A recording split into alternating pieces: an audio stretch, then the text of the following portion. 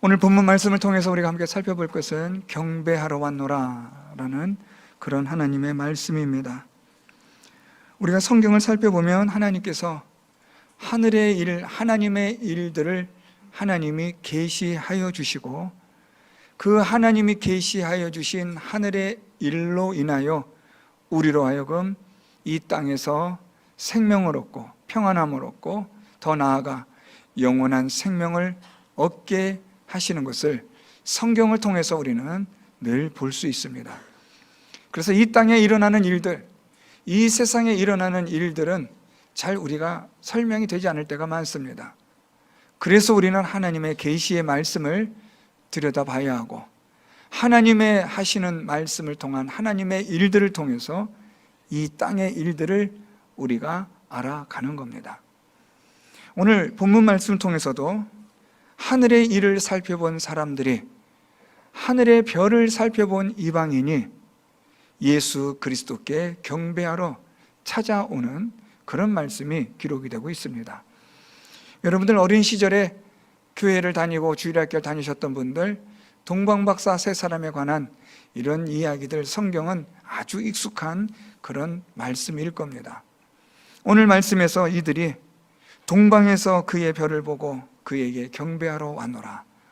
참 어떻게 보면 여러분, 우리가 너무 익숙하게 들은 말이지만 오늘 이 말씀을 우리가 다시 한번 의미 있게 생각하는 그런 시간을 가졌으면 좋겠습니다.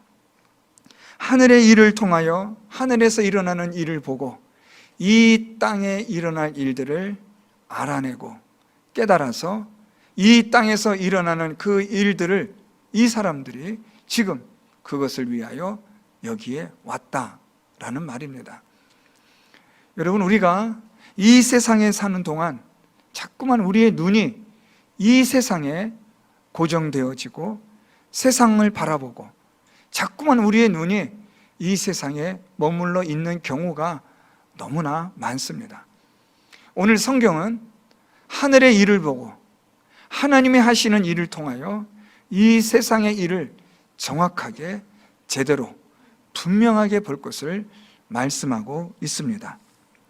오늘 예수께서 이 예루살렘의 유대인의 왕으로 나셨다 하는 이 말을 전한 이 동방에서 온 이 사람들의 말을 듣고 우리 3절 말씀에 보면 헤롯 왕과 온 예루살렘이 듣고 소동한지라 라고 그렇게 기록하고 있습니다.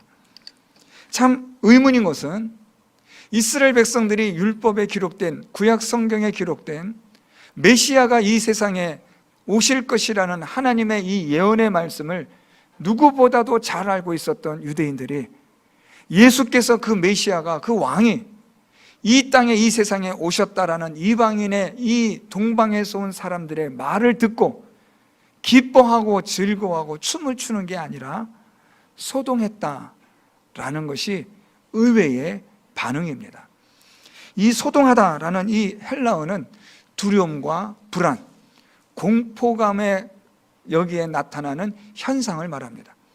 사람들이 소리를 지르고 난리가 나는 겁니다. 두렵고 불안함으로 이들이 소리를 질렀다라는 그런 표현입니다. 오늘 이 예루살렘에 하나님께서 약속하신 메시아가, 그리스도가 세상에 오셨는데 이 예수를 예배하기 위하여, 경배하기 위하여 동방에서 온 이 사람들이 있는가 하면 이 예수 탄생으로 인하여 소동이 일어나는 대다수의 유대인들이 있다는 말입니다.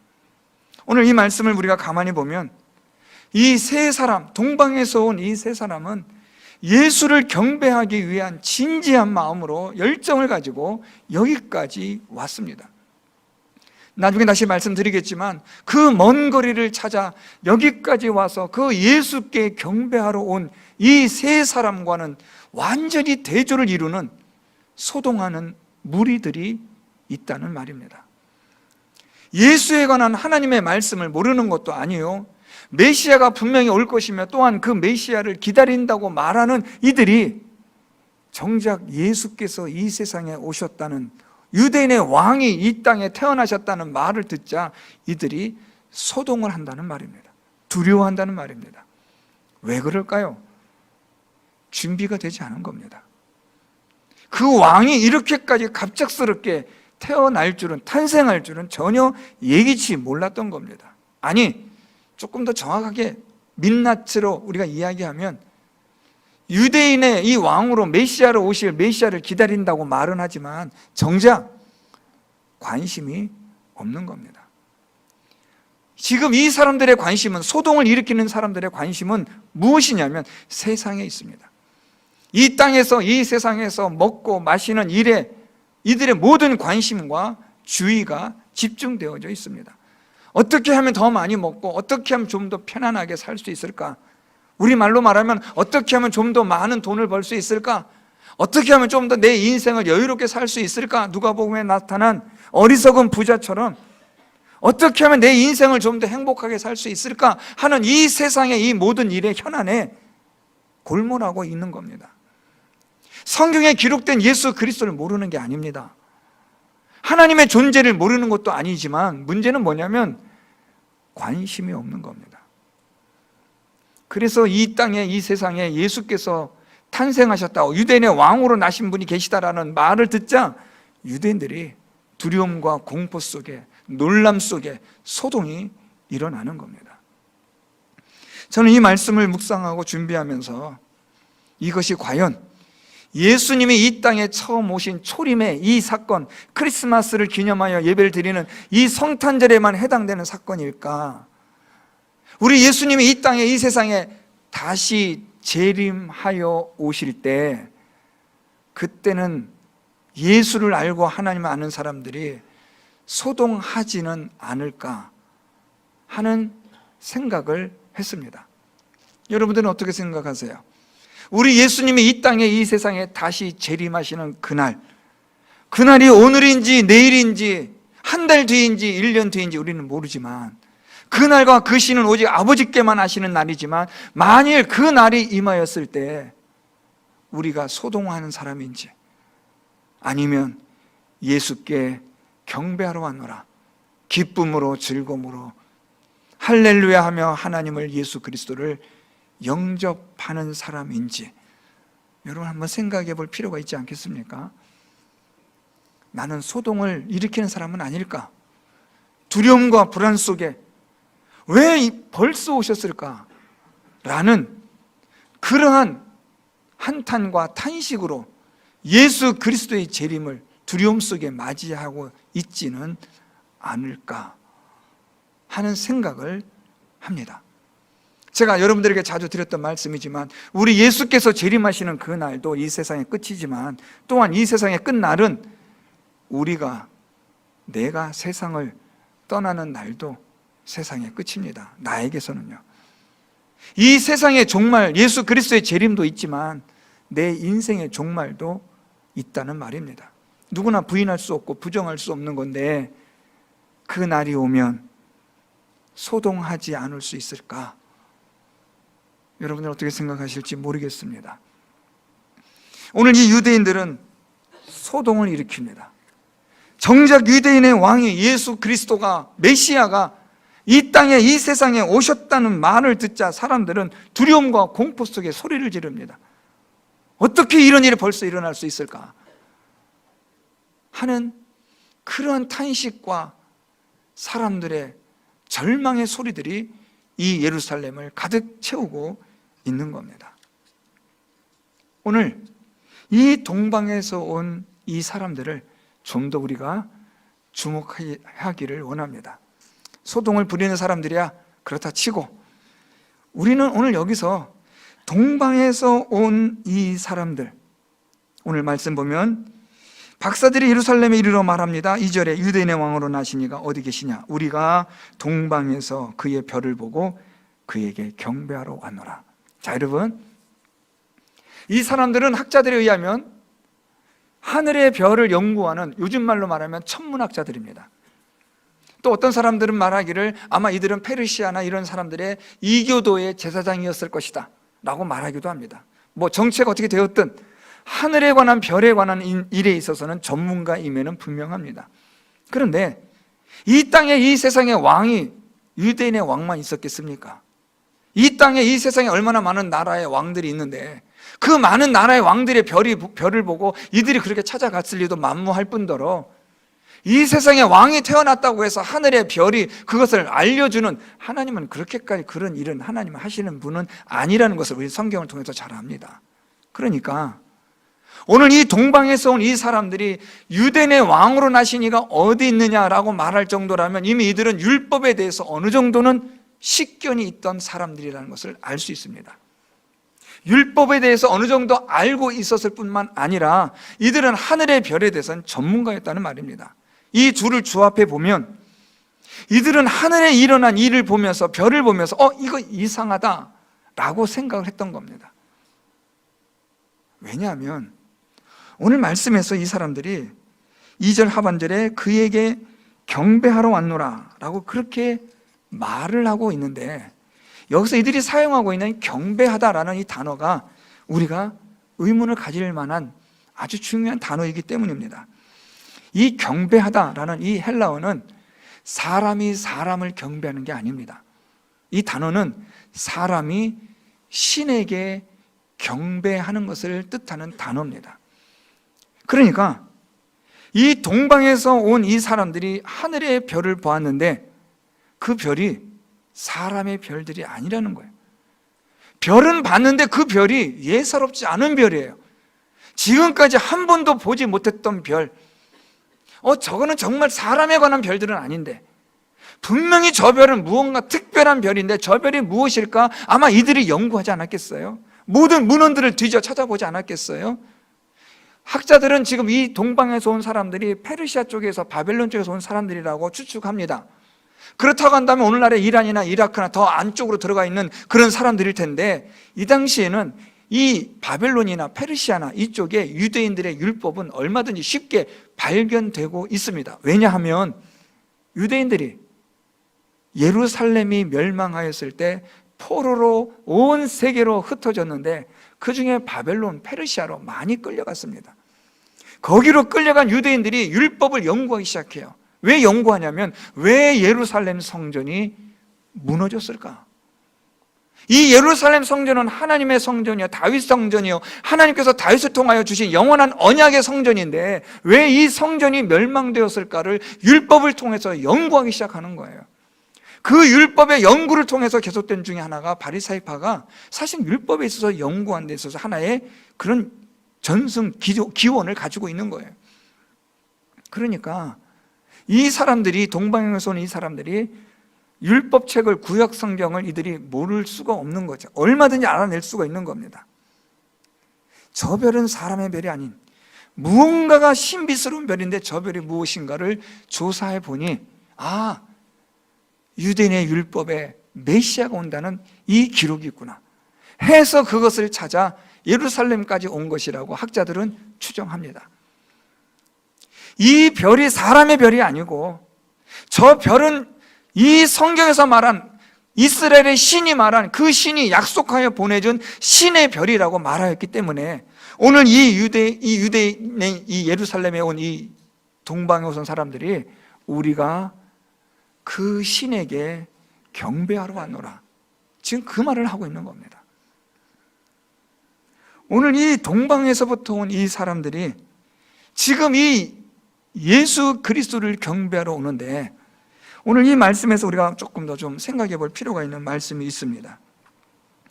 이들이 예수님을 경배하러 오는데 동방으로부터 왔다라는 말씀입니다. 저는 이 동방에서 그의 별을 보고 왔노라 라는 이 구절에서 제가 조금 의문을 갖게 됐어요. 어떤 의문이 드냐면, 도대체 이 동방이 정확한 위치는 알려져 있지 않지만 거기서 예루살렘까지의 거리가 얼마나 될까 하는, 그냥 좀 약간 유치한 의문일 수도 있어요. 그런 생각이 들어서 제 나름대로 조사를 좀 해봤습니다. 그 당시에 있는 그 위치, 이것이 좀 더 안쪽으로, 더 깊은 페르시아나 바벨론이나 그 안에 이란이나 이라크 더 안쪽, 동쪽으로 더 치우쳐진 곳이라고 한다면 이 실제의 거리는 아마 이 계산해 보니까 거의 10,000km가 넘는 엄청난 거리예요. 이런 거리라면 적어도 그 당시에 여행하는 사람들의 보행 속도에 따라 계산해 본다면 거의 1년 이상 걸리는 거리라는 것 어느 정도의 약간의 계산이 나와요. 오차는 있겠죠. 그런데 저랑 같은 생각을 하는 분들이 좀 있더라고요. 어떤 분은 이것을 계산을 했어요. 이분은 조금 더 가깝게 계산한 것 같아요. 이란이나 이라크, 오늘날 이란과 이라크 쪽에 있는 그곳으로 계산했을 때, 대략 한 2200에서 3000km 정도 떨어진 사람이 위치에 있었을 것이다. 그래서 이 사람들이 여기까지 오는 거리는 대략 적어도 50일에서 많게는 100일 이상 정도 걸렸을 것이다 하는 그런 계산을 한 분들이 있더라고요. 제가 계산한 건 한 1년 정도 이상인데 이분이 계산한 건 한 100일 정도를 보는 거예요. 그러면 저는 과감히 제 계산한 거 버릴 용의가 있습니다. 뭐 중요한 거 아니니까요. 포기하면 돼요. 그럼 100일이라고 칩시다. 50일 이상 100일. 동방에서 온 사람들이 예수님을 경배하기 위해서 며칠 동안 왔다고요? 50일 이상. 아니 50일이라고 하죠. 뭐 제일 작게 50일. 50일 동안 걸어 왔어요. 무엇을 하러요? 예수께 경배하기 위해서. 오늘날로 말하면 예배 드리기 위해서 50일 동안 걸어서 온 거예요. 여러분, 우리가 오늘 예배 드리는 이 시간이 어떤 시간인지를 좀 생각해 볼 필요가 있다고 저는 생각합니다. 오늘 우리가 드려지는 예배는 여러분 어떤 예배예요? 편리합니다. 자동차로 쉽게 올 수 있습니다. 30분, 40분, 1시간 걸려도 우리는 차를 타고 오면 올 수 있어요. 만일 우리 예배드리는 이 교회의 거리가 반나절을 걸린다, 6, 7시간 걸린다, 그러면 여러분 예배드리는 이 시간이 좀 어떻게 와닿을까요? 부담되죠. 6시간, 7시간까지 걸려서 예배드린다? 아이, 뭐 간단하게 예배드릴 방법 없을까? 우리가 방법을 찾지 않겠어요? 왜냐하면 부담스럽잖아요. 1시간의 예배를 위해서 7시간, 8시간을 걸려 예배드리러 온다? 가성비가 안 좋잖아요. 우리 이런 데 계산이 얼마나 잘 빠릅니까? 그런데 오늘 이 동방에서 온 이 사람들은 아기 예수께 경배하고 예물 드리고, 아마 하룻밤은 잤을 것 같아요. 왜냐하면 꿈에 주의 사자가 현몽에서 헤롯에게로 가지 말라 했으니까 하룻밤 이상은 잤겠죠. 하룻밤, 이틀 밤 자고 이들은 돌아가요.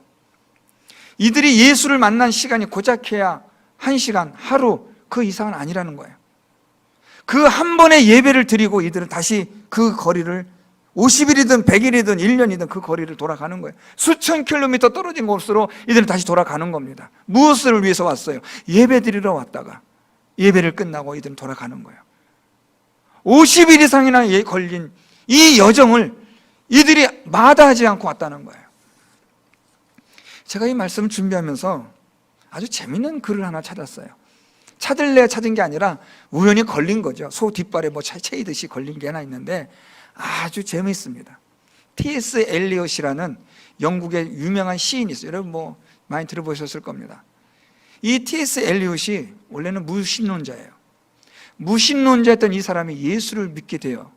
예수를 믿게 된 다음에 이 T.S. 엘리엇이 바라보는 기독교를, 예수 그리스도를, 하나님을 바라보는 시각이 180도 달라지는데, 이 T.S. 엘리엇이 동방박사들의 여행이라는 재미있는 시 같지 않은 시, 소설 같지 않은 소설을 아주 간단한 걸 쭉 썼는데, 그 중에서 제가 잠깐 하나를 제가 여러분들에게 읽어드리겠습니다. 동방박사들의 여행이라는 제목이에요. 중간 앞뒤 다 제가 뺐습니다.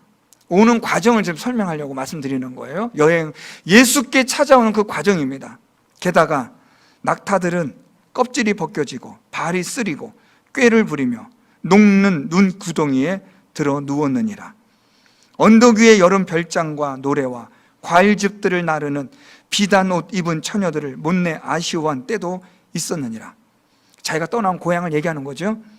그때 낙타 모는 사람들은, 이제 이 동방박사를 데리고 가는 이 낙타 모는 사람들은 욕하고 투덜대고 달아나고 술을 요구하고, 밤불은 꺼졌는데 잠잘 곳은 없고, 도시는 적대적이고 작은 마을들은 불친절하고, 촌락은 더럽고 비싼 값을 요구하고, 실로 우리는 고생이 많았느니라. 결국 우리는 밤을 새워 가기로 하고 토막잠을 잤건만 우리 귓전에선 노래하듯 이건 모두 어리석은 짓이라고 일러주는 말소리가 떠나지 않았느니라. 제가 이 글을 읽으면서 가장 마음에 덜컹하고 와닿는 구절이 하나 있었어요. 이건 모두 어리석은 짓이다. 아기 예수께, 이 예수를 만나기 위하여 가는 이 일이 어리석은 짓이다, 헛된 짓이다, 이렇게까지 할 필요가 있냐. 아니, 이 예수를 한번 만나기 위해서 50일 이상을 여행한다고? 야, 이건 미친 짓이야. 여러분, 이 당시에 이 여행은요, 사실 생명을 담보해야 돼요. 도적대가 있죠, 강도떼들이 있죠, 질병이 있죠, 기근이 있죠. 가다 보면 별의별 일이 많이 생깁니다. 유대인의 전승에 의하면 동방에서 출발한 이 박사들이 원래는 4사람이었다고 말해요. 그 한 사람이 이 예수를 만나기 위하여 가는데 이 앞서간 이 3사람을 시간을 못 맞춰서 늦어집니다. 결국에는 이 3사람들은 예수님을 만나고 돌아가지만 4번째 이 박사는 예수님을, 동방에서 온 이 사람은 예수님을 만나지 못하는 거예요. 예수님을 물어 찾아가서 이 사람이 결국엔 예수님이 헤롯 왕 때에 애굽으로 피난했다는 말을 듣고 애굽까지 내려가요. 애굽까지 내려갔다가 다시 돌아서 오는 그 과정의 여정을 이 유대인 전승에 의하면 30년을 잡아요. 마침내 이 사람이 다시, 이 4번째 동방에서 온 사람이 예수님을 찾아오고 만나러 오다가 예루살렘을 다시 돌아왔는데 그때가 30년 거의 지난 시간이라는 거예요. 예루살렘에 돌아왔는데 보니까 사람들이, 예루살렘 성이 난리가 난 거예요. 아, 예수가, 내가 만나고 왔잖아, 그 왕이 여기 계셔서 이런 소란이 일어나나 보다 생각했는데 그게 아니라 한 사형수가 죽임을 당하러 간다는 거예요. 그래서 이 사람은 그 사람이 누군가고 따라갔는데 보니까 십자가가 3개가 달렸는데 그 중에 한 사람의, 자기가 그렇게 30년 동안 찾아 만나기 원했던 그 예수였고 왕이었다는 거죠. 전승이기 때문에 이것은 성경이 아니니까 믿거나 말거나 합니다만 충분히 개연성이 있는, 그럴 수도 있는 그런 전승이라고 생각합니다. 예수를 만나기 위해서 50일 이상을 걸린 사람들, 이 전승의 말대로라면 예수를 만나기 위해서 30년 동안을 예수님을 따라온 사람들, 그동안 이 4번째 동방에서 온 사람들은 자기가 예수님께 바치려고 했던 모든 예물들을 중간중간마다 다 필요할 때마다 가난한 사람들, 병든 사람들, 죽어가는 사람들에서 하나씩 사용하였다고 합니다. 마지막 이 4번째 이 동방에서 온 사람이 그 십자가 아래 엎드려 예수님께 이렇게 말하더랍니다.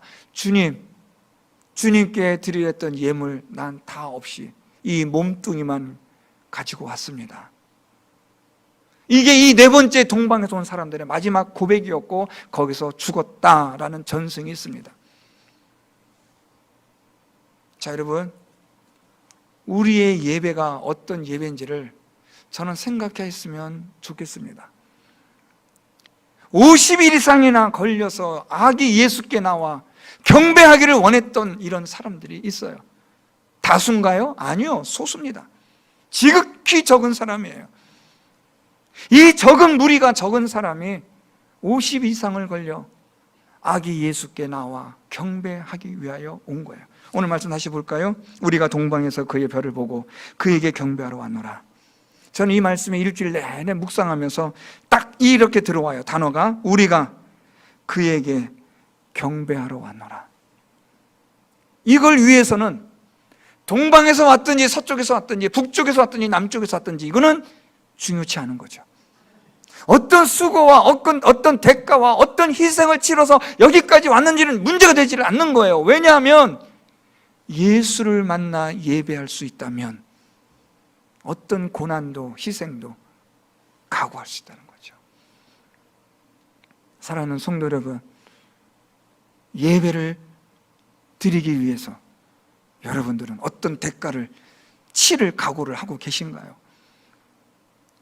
생명을 내걸고 내가 이 한 번의 예배를 위해서 내 몸과 마음과 시간과 정성과 내 모든 것을 쏟아붓겠다라는 그런 열정을 가지고 예배를 드리고 있는지, 아니면 소동하는 사람들처럼 되는 대로, 아니면 말고 되면 좋고 식으로 적당하게 대충 얼렁뚱땅 때우기 식의 예배를 드리고 있는 것은 아닌지 우리가 고민해야 되지 않겠느냐라는 겁니다. 저는 이 말씀 묵상하고 준비하면서 참 불편해요. 50일 동안 걸려 예수께 경배하러 왔다. 오늘 말씀 다시 보세요, 여러분. 동방에서 그의 별을 보고 그에게 경배하러 왔노라. 얼마 걸렸어요? 최소한의 50일. 여러분, 50일 동안 걸리는 동안 이들이 엘리엇의 이 말처럼, 시처럼 충분히 그럴 수 있지 않겠어요? 자기가 가지고 있던 돈들 다 쓰지 않았겠어요? 자기가 끌고 갔던 낙타들이 가다가 죽었을 거 아니에요, 여러분? 돈을 주고 사람을 샀지만 그 사람도 도망하고 손해보는 일도 있었지 않았겠어요? 오다가 병도 들었고 다치기도 했지 않았겠어요, 여러분? 이 50일 기간 동안 이 중간에 어떤 일이 일어났는지 우리는 모르지만 평탄한 길은 분명히 아니었을 거예요. 그럼에도 불구하고 예수께 경배하기 위하여 이들이 왔다는 거예요. 우리의 예배가 과연 어떤 예배가 되어야 하느냐, 고민하게 하는 말씀인 거예요. 그러면 우리는 어떻게 하면 이런 예배를 드릴 수 있을까? 어려울까요? 아는 게 어려울까요? 아니요, 간단해요. 오늘 이 사람들이 어떻게 했는가 보시면 됩니다. 말씀 볼까요? 다시 볼까요? 여러분, 이 사람 뭐라고 말하는가? 2절에 유대인의 왕으로 나신 이가 어디 계시냐? 2절, 우리가 동방에서 무엇을 봤다고요? 그의 별을 보고. 좀 더 정확하게 풀어 설명하면 하늘에서 일어난 일을 보고 왔다는 거예요. 자, 여러분, 우리가 이제 하늘에 일어난 일을 보기만 하면 되는 거죠. 하늘에 일어난 일이 뭐예요, 여러분? 성경에 기록된 하나님의 말씀요. 여러분, 이 성경은 하늘의 일을 우리에게 말씀하여 주신 하나님의 계시의 말씀인 줄 믿습니다. 이 말씀으로 우리가 예수를 알고 하나님을 아는 거예요. 이 성경으로 우리가 하나님을 보고 예수님을 보는 거죠. 이 성경으로 우리가 하나님을 알고 예수를 알고 예수를 보는 자가 되고 하나님을 보는 자가 되고 하나님을 만진 바 되어지는 믿음을 가지게 되면 우리의 예배는 얼마든지 50일 이상이라도 예배를 위하여 우리가 어떤 헌신과 어떤 희생도 각오할 수 있는 자가 될 수 있는 줄 믿습니다. 문제는 그 가치를 발견했느냐는 거예요. 우리의 시간과 정성과 힘과 모든 것을 쏟아 부을 만큼의 예배의 대상이 하나님이신지를 발견했느냐, 그거예요. 오늘 이 동방에서 온 이 사람들은 그걸 발견했어요. 자기의 인생의 모든 것을 여기에 거는 거예요. 가다가 죽을 수도 있어요. 고난과 환난이 있고 어려운 일이 닥칠 수도 있지만 얼마든지 감내할 수 있는 거예요. 예수께 예배할 수 있다면, 그분을 볼 수만 있다면. 저는 우리 성도 여러분들의 예배가 오늘 이 말씀을 통해서, 이 성탄절을 통해서 새로운 전기를 마련할 수 있기를 바랍니다. 여러분, 분명히 말씀드리지만 예배는 편안하게 드리는 건 아니에요. 성경을 통해서 봐도 예배는 땀 흘리지 않고 수고하지 않고 애쓰지 않고 드려지는 예배는 예배가 아닙니다. 하나님은 이 예배를 위해서 우리에게 헌신과 희생을 각오하고 결단을 요구하세요. 아브라함이 그 아들 이삭을 하나님께 바치기 위해서 하나님 산으로 올라오라 하시잖아요. 자기 자식을 하나님께 드릴 수 있는 그런 각오와 희생을 가지고 하나님 나오라는 거예요. 하나님께 나아갈 때 우리가 뒷짐지고 휘파람 불면서 꽃가마 타고 가는, 그게 예배가 아니라 온몸에 땀이 흐르고 하나님으로 인하여 즐거워하며 기뻐하며 찬양하며 그렇게 하여 하나님께 나아가는 것이 예배라고 하나님은 다윗을 통하여 말씀하여 주시잖아요.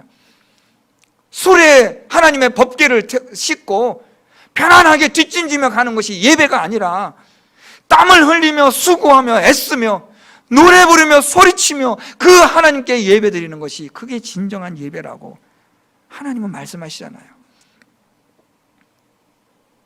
오늘 말씀 여러분 우리 교동문 보셨나요? 하나님의 염소의 피나 소송아지 고기나 그걸 하나님께서 원하시는 게 아니에요. 하나님이 정말 원하는 것은 우리의 힘과 애씀과 수고를 다한, 정성을 다한 예배를 하나님이 원하시는 거예요. 여러분, 우리의 예배가 사실은 위기입니다.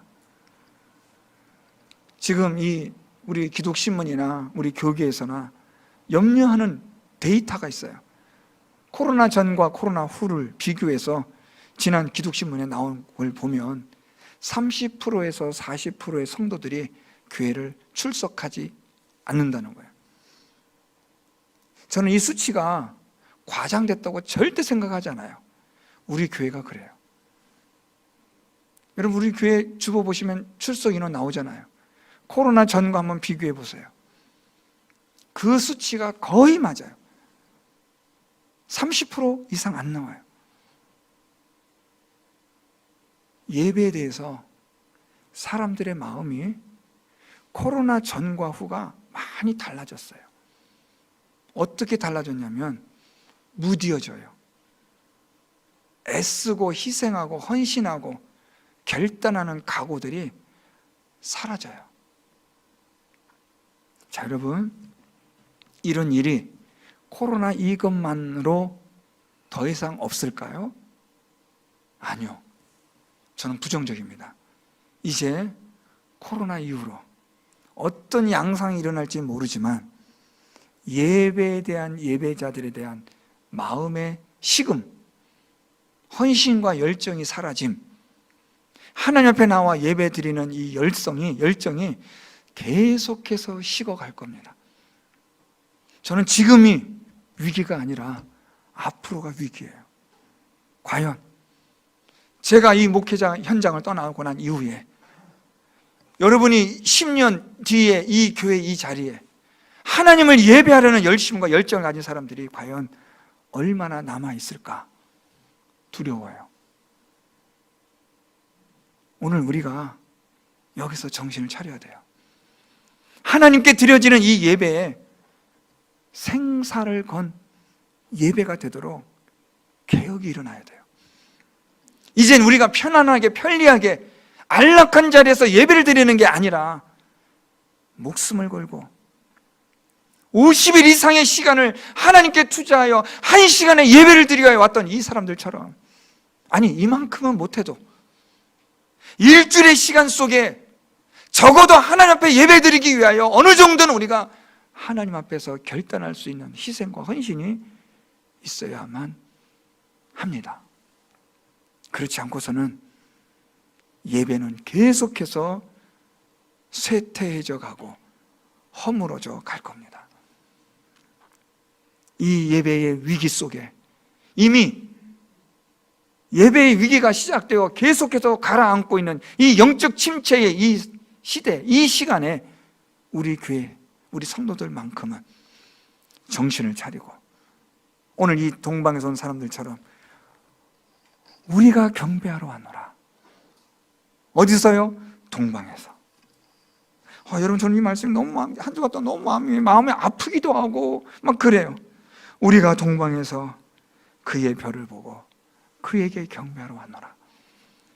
적어도 50일 이상, 100일, 제가 계산한 바로는 거의 1년 가까이 되는 그 먼 거리에서 이 예수께 예배 한 번을 드리기 위해서 우리가 왔다. 저는 우리 성도 여러분들이 하나님께 이런 예배를 드리는 예배자가 될 수 있기를 바랍니다. 마음을 다하고 힘을 다하고 땀 흘리고 수고하고 애쓰고 내 생명이 오늘 마지막 이 시간이라는 것을 생각하고 내 인생의 정말 마지막 최고의 예배를 하나님께 드리고 싶다 하는 각오로 이 예배에 임하는 저와 여러분, 우리 모두가 될 수 있기를 바랍니다.